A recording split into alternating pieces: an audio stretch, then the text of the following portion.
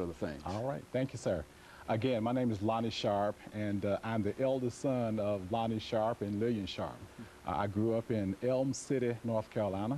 I grew up on a farm, and so I have a lot of experiences to talk about that relate to energy and my experience on the farm. One thing I do want to say is that I finished high school in Elm City. I ended up going to college at North Carolina A&T State University in Greensboro, North Carolina, where I received my BS degree in mechanical engineering. I left there to go to NC State. I was on a special program to get my master's degree in 1 year through Western Electric. They called it OYARC, 1 year on campus. And so I did that. I finished my MS degree in 1 year at NC State. And then I decided that I want to go off and to become a professor. So I went to the University of Illinois, where I received my PhD degree in mechanical engineering. After receiving my PhD degree in mechanical engineering, I was in a special program to go back to North Carolina A&T as a professor. And I went to North Carolina A&T, and I served at A&T in engineering for 20 years before I moved to Tennessee State University. While I was at A&T, I started as an assistant professor, worked my way to associate professor, full professor, associate dean of engineering, and eventually dean of engineering at North Carolina A&T. So when I moved here in this position called the Master Chair of Excellence. It's a program funded by the Department of Energy. The intent is to build the infrastructure in the environmental engineering areas at 9 historically black engineering schools and 1 school in Puerto Rico. So we had a Master Chair program when I was at A&T, and we had one here at Tennessee State University. So I came here to Tennessee State University in the position called the Master Chair of Excellence that's funded by the Department of Energy. So the intent really was to put in place an endowment.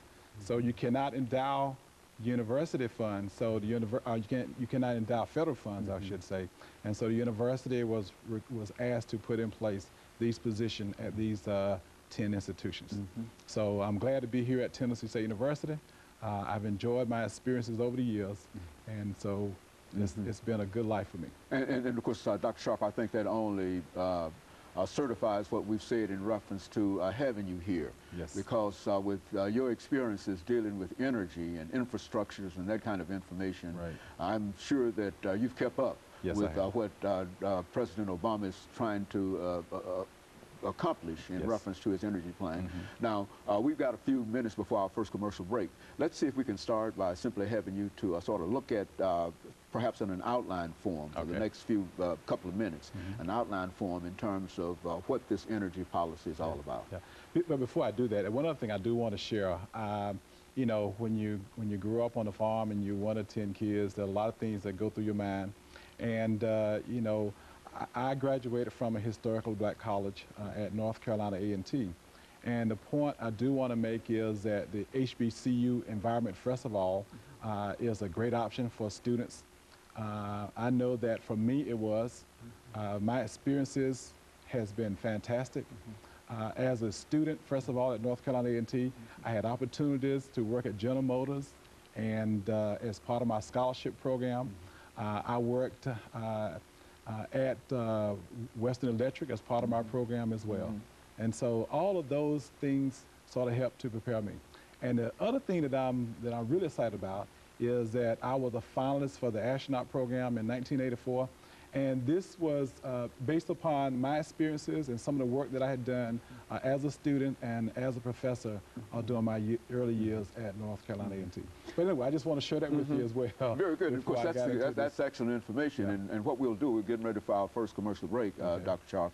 And what we'll do when we come back, we'll give you an opportunity to have free range in a real sense of talking about your experiences and what it really would mean in dealing with President Obama's energy plan. And of course, we'll be back with our audience following this very, very short commercial break.